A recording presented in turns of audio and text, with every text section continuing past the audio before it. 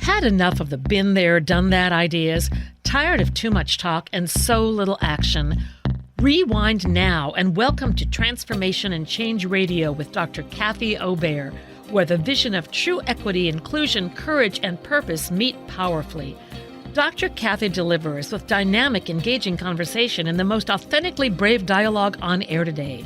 This hit show will challenge you to explore current issues of diversity, equity, and inclusion and deepen your capacity to choose courage to speak up to greater inclusion in everything you do. Fasten your seatbelts and accelerate your effectiveness to become a powerful change agent in your life, community, job, and society.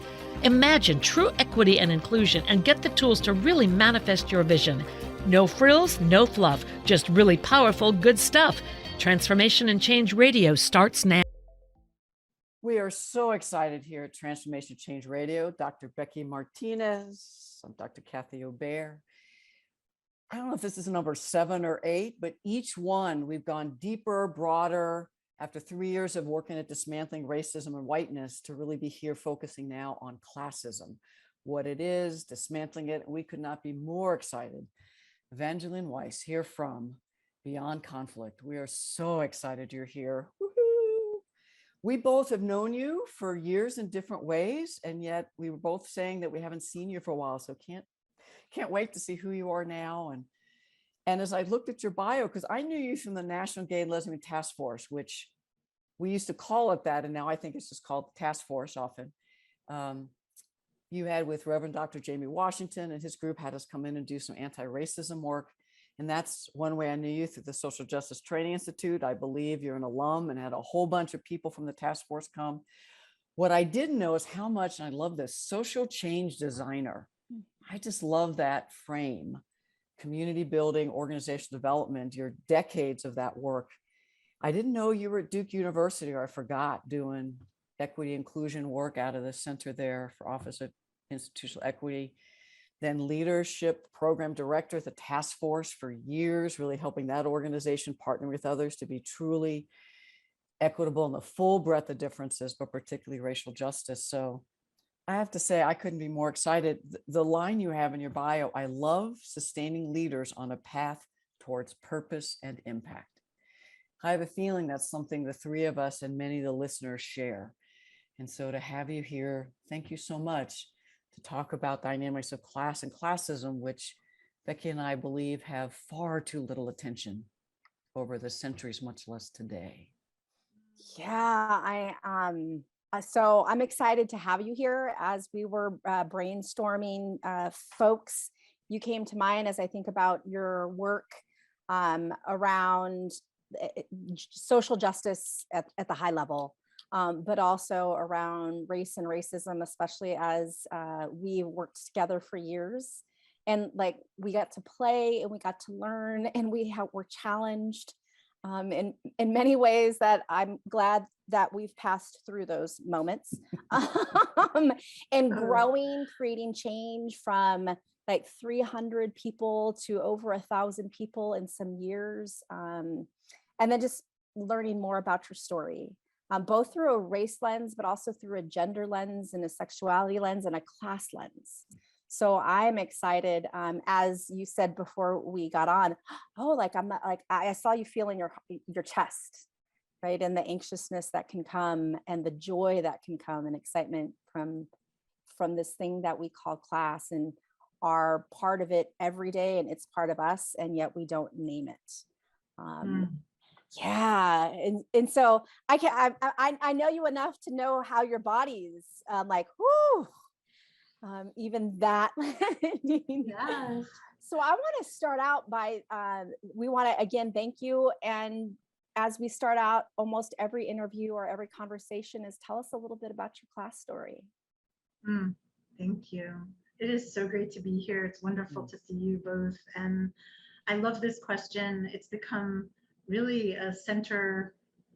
Thinking about class has become a more centered question in the last few years for me as I do racial justice work with white people. And my class story is probably not that unusual.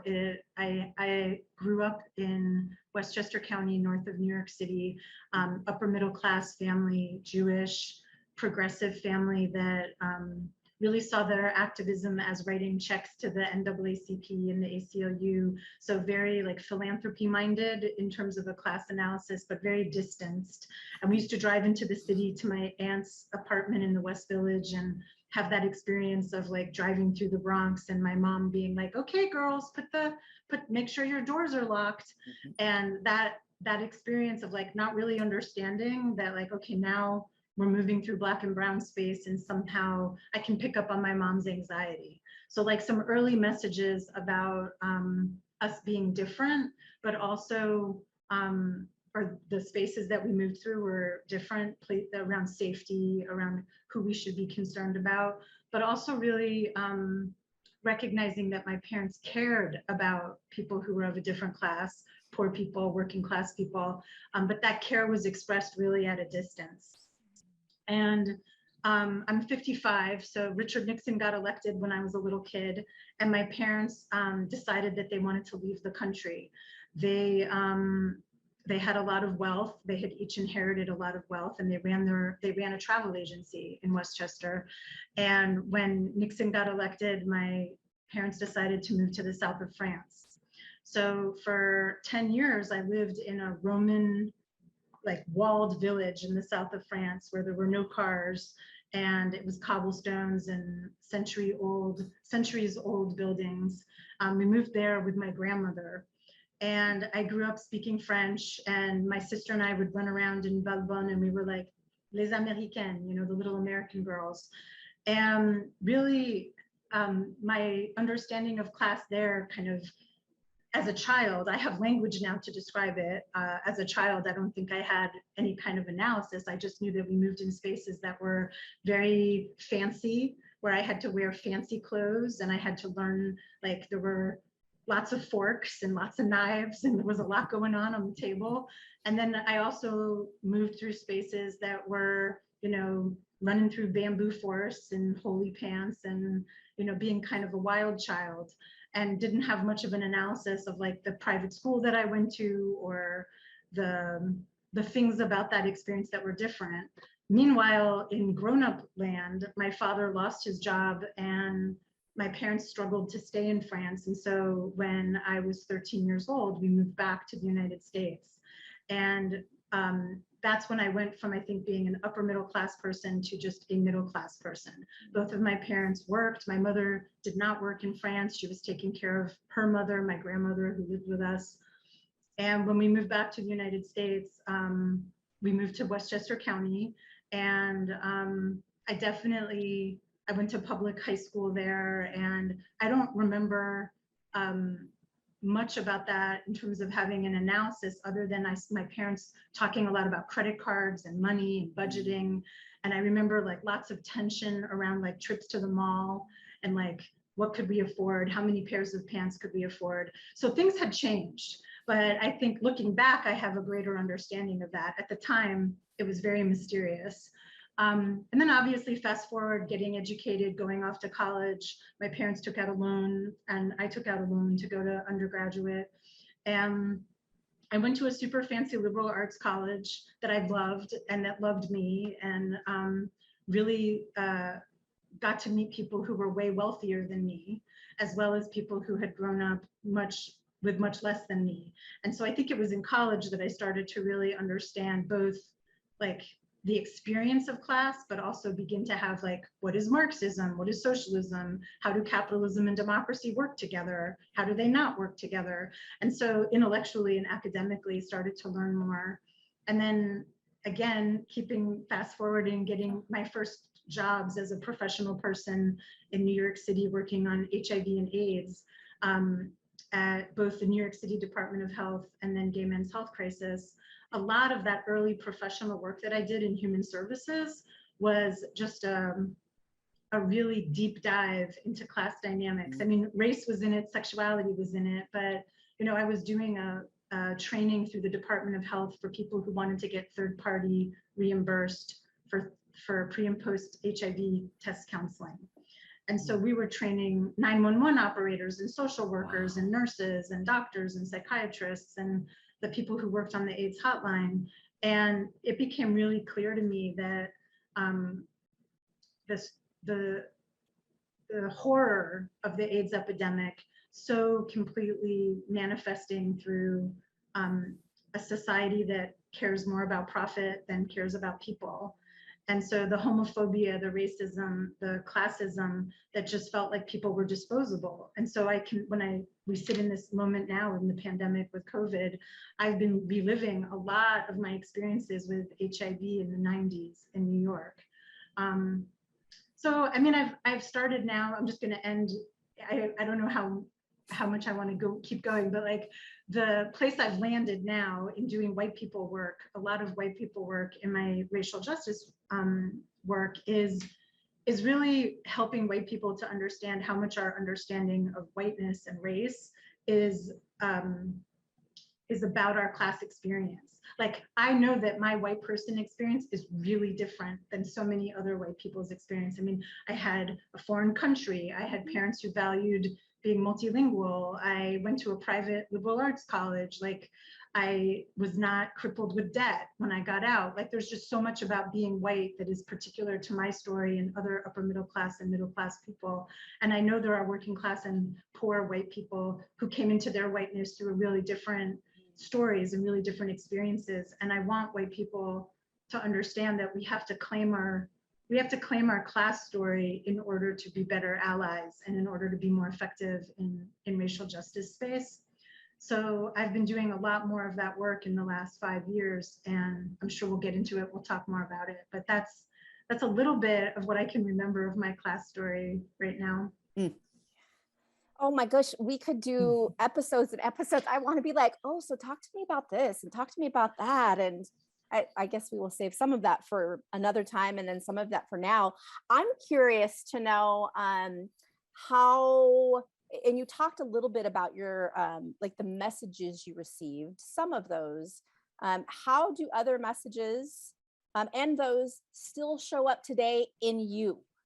And how you navigate, how you do work, how you parent, how you partner, how you be. I'm curious. Yeah, I mean, I am so much more aware today of the particularity of how money impacts all of us, all of our decisions. Like, as I was thinking about getting on having this conversation with the two of you, one of the things that comes up for me is ease. Like, I have so much ease. I have oodles and oodles of ease in terms of food, in terms of leaving my house, not leaving my house, how I navigate the world, where I go, how I gift, when I gift, how I define my work, how I think about my worth. So how I define my work and how I think about my worth. All of those things are so impacted by my money story today. So I'm trying to think about like being concrete. I had a birthday party recently, and I haven't seen my friends in 2 years. Like, we've been my wife is immune compromised, and I've been hyper vigilant about COVID and really have been a shut-in. Like, Zoom has been my life. And I decided, worked with her around precautions and how we could do it. And we invited about 15 of my friends to come hang out in the backyard. This is a couple weeks ago. And I have friends who span all kinds of diversity, race, gender, sexuality, class.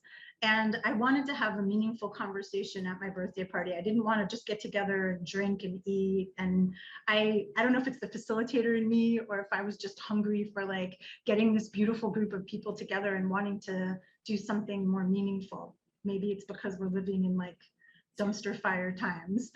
And so I came up with this idea, and I want to walk it through with you because I think it's totally it's such a great story for like my money, like my inner dialogue around money. I decided that I'm turning 55, and I just woke up one day and I literally was like, I want to give everybody at the party $55. And I want us to have a conversation about what we care about and where we think our money can make a difference. And so like I facilitated this thing, I called it Game 55. And I went through this whole manifestation in my head of like, I didn't want people who didn't have $55 to feel pressure. So I was like, the only way to do this is to just fund it. So I'm going to put the money on the table. And then anybody that wants to match me or meet me is welcome to put their own $55 on the table. But I wanted us to start from like, I wanted to remove the anxiety for people who might not want to play. And we broke up into small groups and we did 3 rounds, and people talked about what was important to them and where they felt like money could make a difference in their communities. And then we came back together and we shared. Then we went back into small groups and tried to like come up with some consensus. And at the end of the like 45 minutes or whatever it was, we decided that we were going to split the money between a Black organizer who lives here in North Carolina, who's struggling and has to move from one place, has an unstable living situation and needs to move. And that the other half of the money was going to go to a mutual aid group here in Greensboro. And I did not do an evaluation. I didn't send an evaluation out to my friends, but like, it was I was so hung up in my head about like, what it was going to feel like to ask for this from my friends. And these are people who love me, they know my heart. And I still felt like this was a big deal to ask people to talk about money and where they would put it. And I did provoke the group to say, like, if it was your $55, you know, like, how much is this different because it's someone else's money that we're talking about? And I don't know, I'm not sure this is kind of getting at your question, but it's like, I'm very aware, you know, 15 times 55, like, that's what I wanted to do, to have this experience with my friends. And I don't know, I mean, about half the group matched us. And I know that the Black woman organizer who received her half of the money, you know, was incredibly grateful for that. But she was like, what do I say? What do I do? And I was like, it's totally okay. You don't need to say or do anything. This is like to make your life, to give you more ease in your life. Like, I want to transfer ease from my community to your community. And I think I'll just pause there as like an example. I know my wife and my son were like, what are we doing? Why aren't we just gonna like light a cake with some candles? Like, what is this? Yeah. First of all, that sounds very you, and happy belated birthday. Because I'd be like, where's the cake? Well, and that story has so much more than just money involved, right? More than financial capital, which is where we often talk about class, but it is the social capital and the cultural capital. So like the layers of capital and the thinking and the feeling about it. And what now I'm going to take with me and use, because I don't think we've heard the word, and I haven't in the work that I do, even around class and classism, is ease. Like, that has captured me, because we often talk about it as privilege and access, but ease just makes it feel even more, I don't even have a word for it. Yeah. Navigating these different arenas of our lives and our bodies with ease.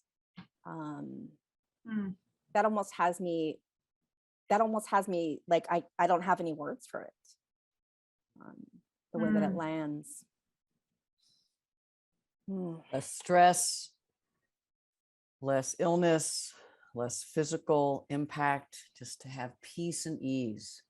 I know I've been wanting that in my life. I hadn't quite connected the dots. So thank you, Evangeline, of how much of that is because of my class privilege, race privilege, and I could keep going.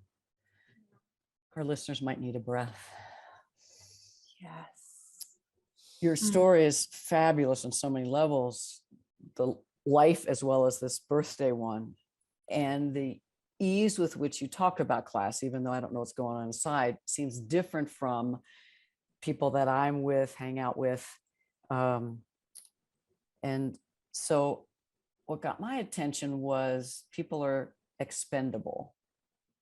And the connection from HIV, AIDS, I don't know if we call that a pandemic, to now, but this expendable. So if I'm thinking inside organizations where I have a lot of energy and wanting leaders and managers to really see classism, just wondering, how do you see classism playing out in organizations? You work with nonprofits, you work with international, I mean, you work with corporate, you work wherever you work, but how do you see it playing out eventually by the end after a break in a bit? We'd love to hear some strategies that you've seen or you're doing.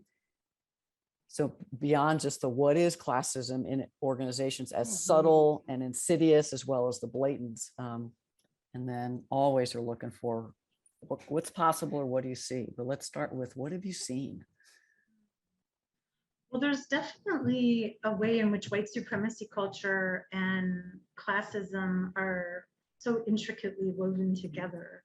Oftentimes, I know you probably do this as well, but when we unpack professionalism, it's so laden with expectations that are based in middle class and upper middle class values, things that people learn in graduate school, the presumptions.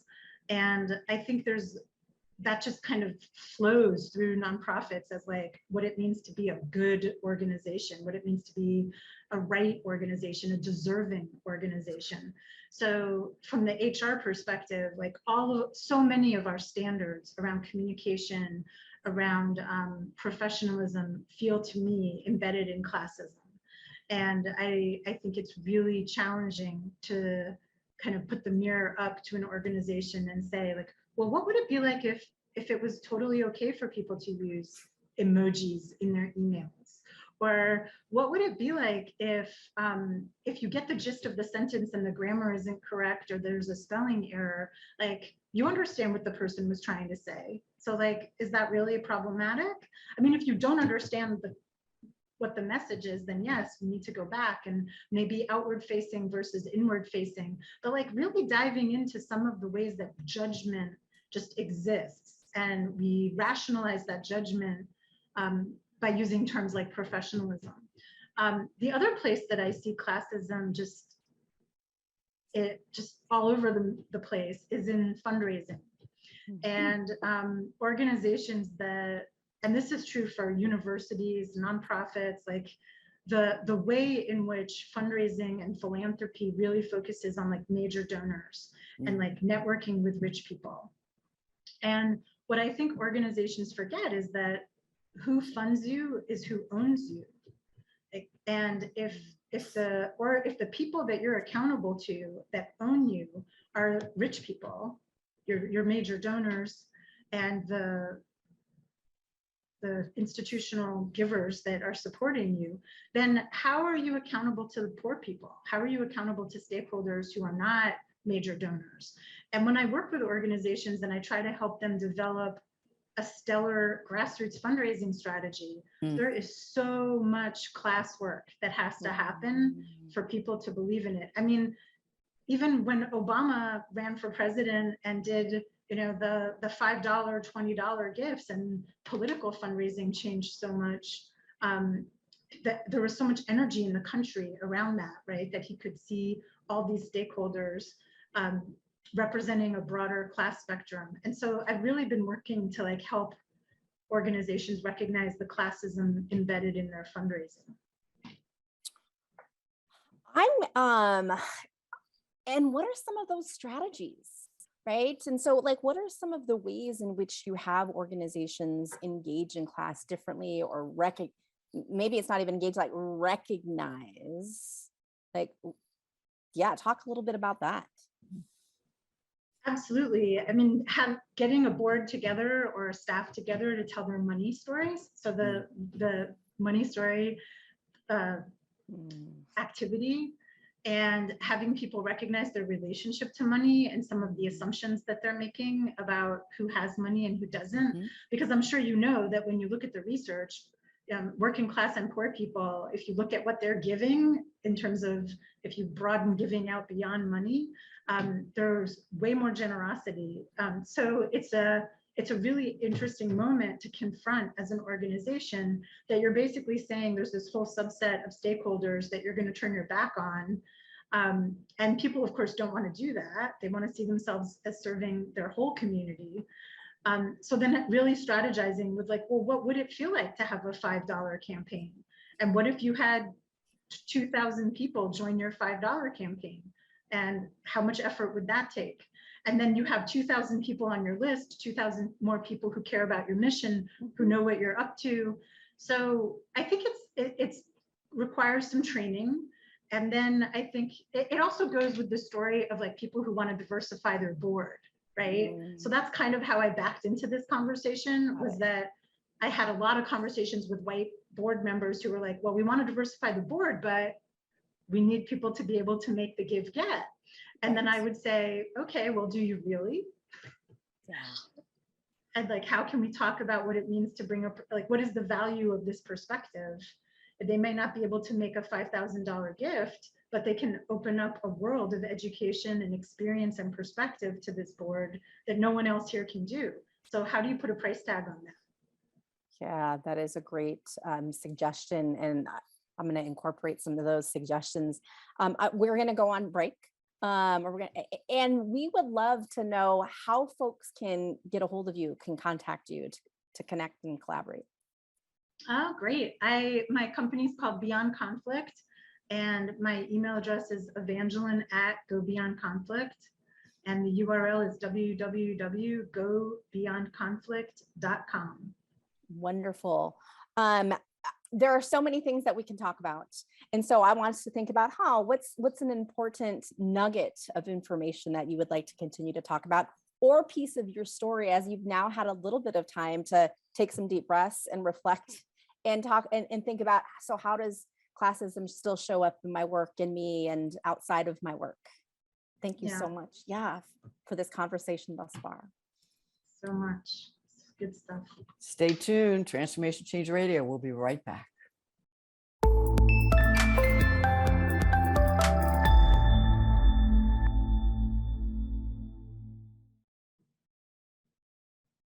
Wonderful. Welcome back. We are still in this deep conversation with Evangeline. And during break, we had so many possibilities to talk about.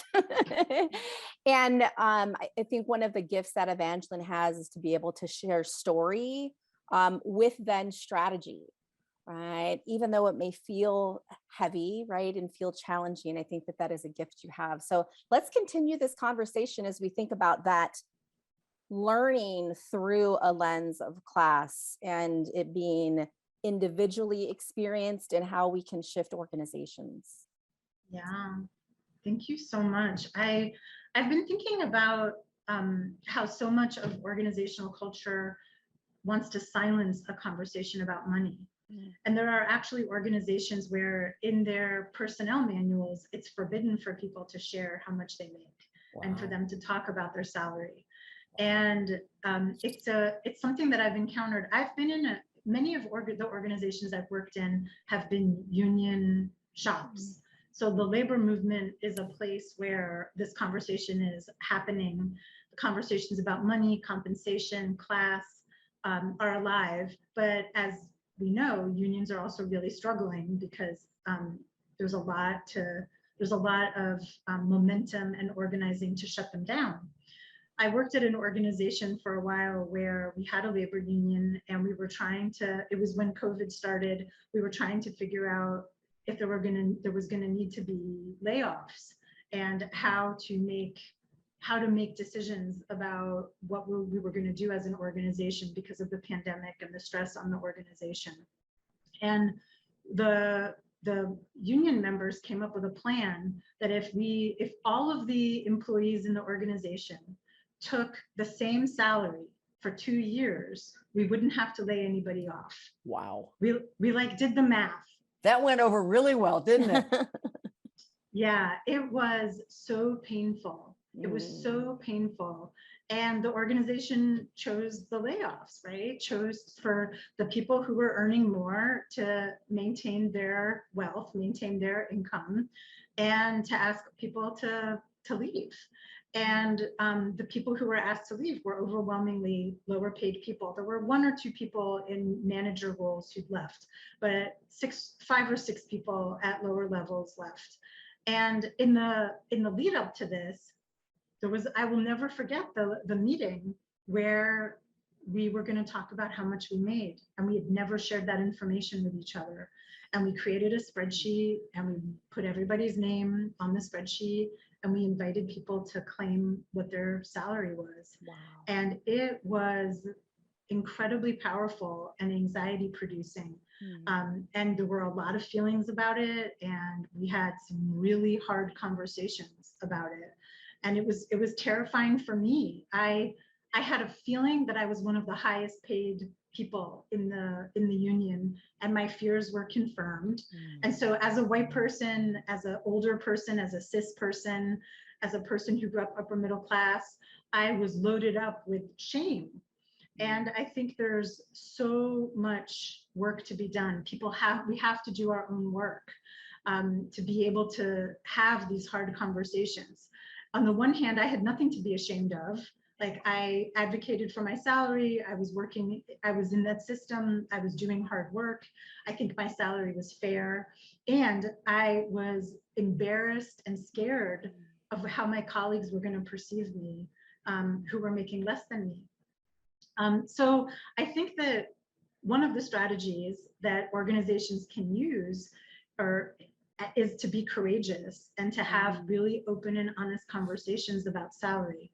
And I think that's revolutionary in nonprofit culture. And I guess my question for boards and for leadership teams is, what is threatening about it, right? Because we all know that on the 990 forms, the tax forms, the top earners in the organization get named. So somehow, if you think about that through a class analysis, the people who make the most, we're going to name who they are, right? But then what about the rest of the organization, the people who are making less? What suddenly changes? And are we just reinforcing this idea that if you earn less, that you're not as worthy? And like, what does it mean to set some bans? What does it mean to say no one that works here is going to earn less than this amount, right? If you're embarrassed as an organization to state how much someone earns, then maybe you should be looking at like what you're paying people. So I think that's a very courageous strategy, and I know organizations are doing that work and having like the revolution around posting job openings and saying what the salary band is for the job opening. And there's been so much advocacy on the part of poor people and working class people to say, I'm not applying for the job if I don't know. Like, I think that's an example of advocacy that the margin has done to say to the mainstream, hey, you better accommodate us and tell us what's going on here. So I definitely wanted to mention that. And, another story that comes to mind, maybe I should take a breath. Should I take a breath? Do you feel like you need to take a breath? No, I feel like I could roll. Okay, well then roll. Okay, so this other story that comes to mind is when I was working on leadership development, and I was responsible for planning retreats. A lot of the work that I did was with people in retreat settings. And we did a retreat for some leaders at a retreat center that was very rustic in nature, out in the middle, an hour and a half from a major metropolitan place, an hour and a half from the airport.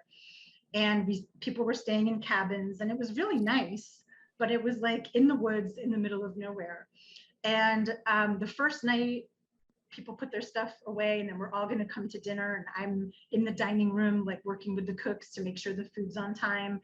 And this woman of color, working class woman of color, comes into the dining hall and walks right up to me, and she says, I think I need to go back to the airport.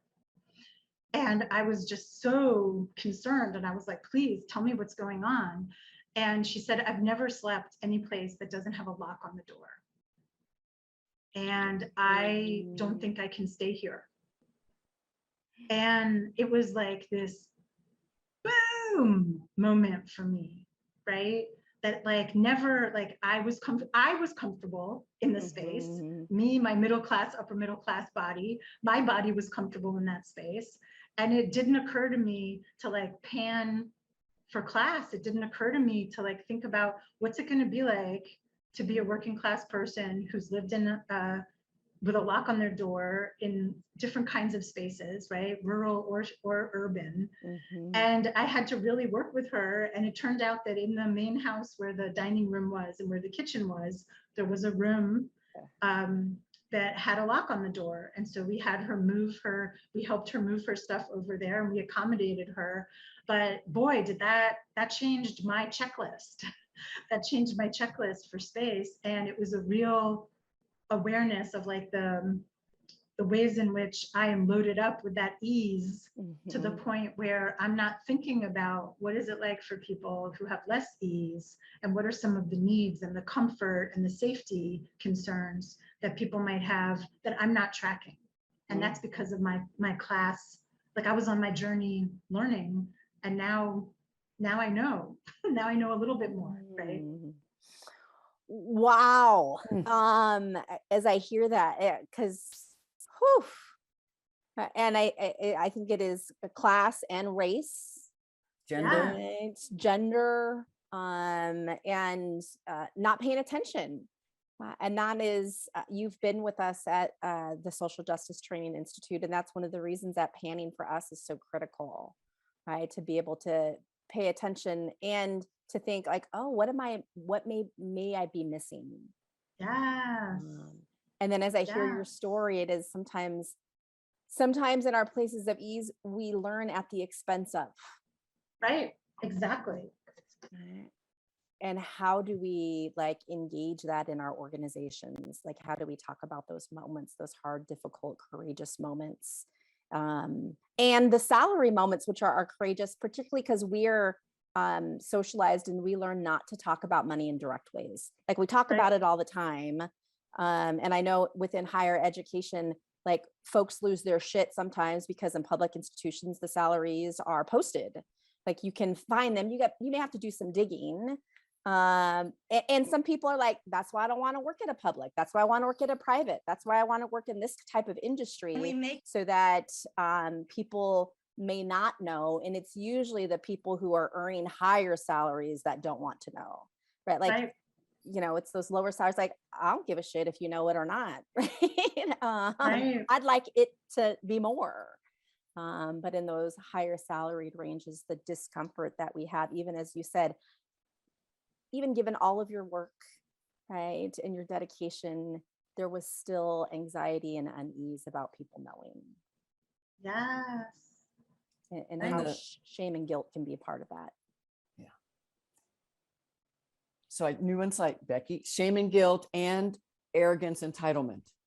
Because if I'm talking at the group level, not about you, Evangeline, but if folks upper middle class, more wealthy, only had shame and guilt, then we would change our individual and collective behavior and have resources, realize that actually these resources, they're given to me from a classist situation. And I worked hard, but so does someone who literally was outside going through the dog park and cleaning it up this morning. And actually that was harder work than I'll do probably the entire week I'll put together.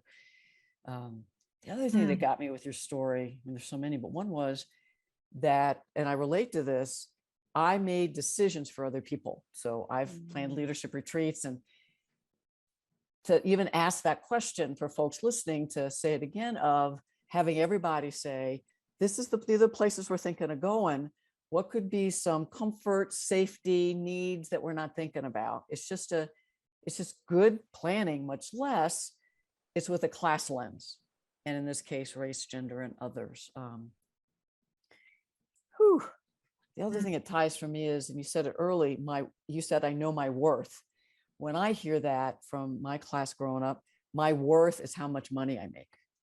And so I wonder how much this ties back to folks who are making 6 figures and above, because I don't know if that's the cutoff, 80,000 and above, depending maybe where you live. They're like, oh no, I worked hard, I earned this, I deserve it. And if you make it public, then people will question if I really earned it or I'm worth it. So how much of our class self-work and our privileged identity is self-esteem, who we are, regardless of how much money society says they're going to give us. Those are some random thoughts. Yes, it's the silence around money is really deafening.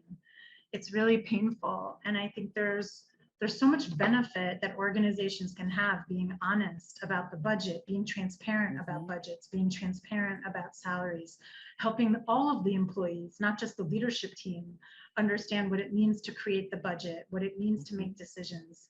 And I think that's a place where organizations have opportunity to get more investment, more buy-in from program staff, more buy-in from operations staff. If we know, here's what we're working with. And it was so heartbreaking to watch an to really want to have that conversation and be ready for it and engage with it, and just recognize that there was so much fear. And I think that even like my birthday party example, it's like I'm trying to build this muscle of becoming more comfortable talking about money in my personal life, so that I can be more comfortable talking about money with my clients, so I can be more comfortable talking about money as a coach working with people. And I think there's so many opportunities. So you may not want to start, negotiating with your boss or forming a union, or like there's higher stakes places to agitate. You may want to just start with having conversations with your kids or your neighbors. If you have a tree that needs to get cut down and one neighbor has more resource than the other neighbor, like, do we have to split it 50-50? Maybe that doesn't make sense. Maybe one neighbor has more money to put towards cutting the tree down. Like, I'm just using that as a silly example, but there's like so many assumptions that we have in our day-to-day life about what it means to be fair and to share the responsibility. And we avoid the conversation about what people are bringing to the table because it's embarrassing to get into the details of like, well, I could bring more to the table. Yeah, I'm curious to know, what are other ways that classism shows up in organizations that aren't directly tied to money, right? And so you talked a little bit about professionalism, right? And how that may not be that doesn't necessarily have to center around money if we have knowledge around, if we have networks and connections around how to show up professional, right? So I'm curious how you see classism exist beyond money or in addition to money as you navigate and as members navigate being part of organizations. Yeah, thank you. I think that there's some things coming up for me around the different roles that people play and the different assumptions we have about role. And I think that classism can express itself around expectations, like how clean the break room is, or who's responsible for tidying up. Yes, and yes. I think we've all seen examples of like, oftentimes the lowest paid person in the organization is the person who's in the break room cleaning the microwave. I don't think that's a coincidence. I don't think that's an accident. And I would also venture to say that 9 out of 10 times it's probably not in their job description, right? So it's like there's this presumption of like who's gonna stay behind and clean up, who's gonna be there early to set up. And that is so often determined by how much status you have in the organization, what your positional power is, which, extrapolating back down, like is more often going to be a white person, more often going to be a person who has a graduate degree, not exclusively, but oftentimes the person with the most status is not the person staying behind to clean up after the meeting. Yeah. Other examples around dress, around language, boundaries. I think that there's this interesting way in which people don't, my experience as a upper middle class person is that there are times when I feel like it can go either way, but it's like I experience people oversharing because they don't care what people think. They don't have to care what people think. Or I experience people pulling back and not sharing at all because they're scared, ashamed, don't know how to do it right. And so I think there's ways in which I think maybe that's elitism or maybe it's classism, not really sure what the difference is sometimes, but those group dynamics where just how do you relax, right? Who's better at just relaxing? And maybe that's a numbers game, right? Of like the majority of the group is working class. So it feels like a more working class vibe, or the majority of the group is upper middle class and they're setting the tone, determining the vibe, and oftentimes doing it without any kind of no self-referential, no understanding of what's happening. Like the vibe is created. And then what are we going to do about that? Who's benefiting from this vibe? So in these casual moments, food, oh my God, food. Like, what are we going to eat? Where are we going to go to eat? Class shows up in a minute in that conversation. How do we split the checks and all that good stuff? Yeah. So I think those experiences affect a person at work. They affect a person being able to feel like they fit in, able to feel like they can participate in the full life of the organization. And I think that, again, circling back to do your work, if you're leading or you have positional power in those environments and you don't have a class analysis, you might attribute these dynamics to like personality, individual personality, as opposed to the systems that are operating for people, the group identities that are operating for people. I just flashed the last place. I'm sorry, Becky. No, go ahead. Last place I worked inside, never occurred to me invite the administrative assistant out to social hour. Invited peers who were the leadership team as well as graduate students, because we were in a residence hall. Never occurred to me. And then how many times in meetings are folks in different roles, status roles, invited to meetings? Even the word invited, are they a regular part of meetings with 2 and 3 layers of quote managers, but not asked to take the notes? They're there to provide insight because they're the implementers of decisions. So can they be involved in decisions and not just told about them? So many ways. Yeah, so many ways. And I thank you for the, some people would name them small examples. And yet they're not. Like, there's such big examples and so blatant. And I think one of the nuances also is what folks, so people may have positional titles and may have particular salaries that are 6 figures plus, or as Kathy says, that 80,000, whatever may be higher for your area of living. But what I often find is the nuance of your class of origin too. And so there could be like the VP, who earns and has the title and the money and that is in the room and that gets the authority and is looked for the knowledge, also could be the one at the end cleaning up the coffee, right? Like cleaning up the coffee mugs that people just left there. And then some people notice that, like, well, why are you doing this? Right. And there is this like tug around, can I and should I? And there would be no other option. Like, you all aren't cleaning up after yourself. So of course I'm going to do that because that is what I knew and what I see. Right. And how do we really in organizations talk about those dynamics? Not just the dynamic of the current class, but that class of origin that may find that tug, and of the expectations or of the language or of the dress, because it's like complex and it's messy and it's delightful. You were talking, Becky, I flashed, it was probably going to be folk of color or white women who stayed after. And the cost to them for their other colleagues who were not then judging. So the thought of, can you imagine if senior leaders said, we're going to stay an extra 5-10 minutes, plan it in your schedule. We're going to be cleaning up, all of us. And if people want to stay after and talk with us, then we're accessible as well. Maybe make it 15 minutes. So these small shifts and changes can tell very big messages of, but only if that's not performative and a checkbox, that some of these other more strategic, how we do hiring, onboarding, salary negotiation that some other folks have talked about on the radio show. We just have a few minutes left. Evangeline, is anything you haven't said, any story that you, in a couple minutes, that what you're working on or what you've been thinking and musing about, or just anything else that you want to leave listeners with? Yeah, thank you. In Finding Freedom, which is a workshop for white women and genderqueer people, we really have centered class as a main conversation in doing our work.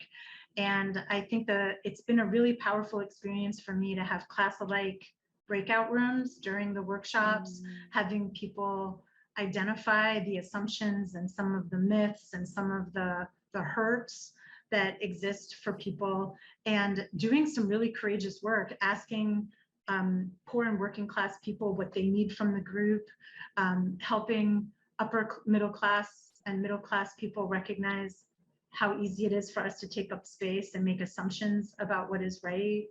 And I think that carrying that over into organizations, really, it does take courage, because if we want to lift up the needs and the perspectives of poor and working class people, then that presumes that we can talk about who grew up poor and working class, and understand that, similar to racial justice work, we want to we don't want to put the burden on those folks to like tell us what to do, and we also need to understand more how class is operating, and having those facilitated conversations and bringing those voices in, and recognizing the gift that comes from having the perspective of a person who's grew up with a different class background. That has just been really meaningful to me, and being called in on my class background and how that's operating, being in a community where we can have real talk about that. So I really encourage listeners, I encourage all of us to find places where we can talk about not only our current class background, but like you're saying, Becky, talk about how we were impacted by our growing up and the messages that we got. That sounds like a lovely series. And being able to just be with each other in the space of class. We don't often get those opportunities to reflect and to learn, and to be in for me, it's how are we in relationship with each other and class? Yes. That is delightful. And in those conversations, I wonder if there's a parallel with white privilege, because the guilt and shame that I know as a white person I've experienced. Today, I can talk about white privilege and access as just descriptors, and then I'm motivated to use white privilege in community to dismantle racism. I wonder if we will get there with middle, and particularly upper middle and even more rich folk, to be able to tell experience, and not it's my money, but I have it because of classism. And so how can I use class privilege? How can I use resources in ways transparently, collectively? Can you imagine? Wonderful. Thank you so much for your wisdom and your sharing and your connection and your teaching. All of those pieces so critical for us to engage in. We'd like you to, again, maybe close us out by like one nugget that you would have, and then how folks can connect with you. Well, people can connect with me through www.gobeyondconflict.com. And a nugget I have is that speaking as an upper middle class person, a person who was raised upper middle class, the silence for me created more anxiety than the conversations. And what I have discovered through the conversations is that my anxiety level around being in multi-class situations, my anxiety has gone down. So I think it's a little like I've been thinking about the parallel to Resmaa Menakem's dirty pain, clean pain, like the dirty pain of not talking about money versus the clean pain of like doing the hard work of talking about it. And I just really, specifically to people who are listening who grew up upper middle class and haven't found a place to talk about it, that it's a really instrumental way to get in your journey, to do your personal work, so that you can feel less anxiety around being in spaces that have people from lots of different class backgrounds. Thank you. Thank you. Thank you. It's been so great reconnecting. I so appreciate it. Yes, us too. This was a gift. So thank you for investing to create change. That is really important for us in this work. Thank you, listeners, for being a part of this. Again, between now and the next one, pay attention to class. Think about how it shows up. Think about your story and the ways that, in the small ways that You've been listening to Dr. Kathy Obear on Transformation Talk Radio. Thanks for tuning in, and be sure to catch us next time as Kathy inspires listeners to become agents of change, motivate, innovate, and speak truth to power. Step into the courageous you that will change the world. Connect to life-changing conversations to extend your reach. For more information on Kathy and her work, please visit drkathyobear.com. That's drkathyobear.com.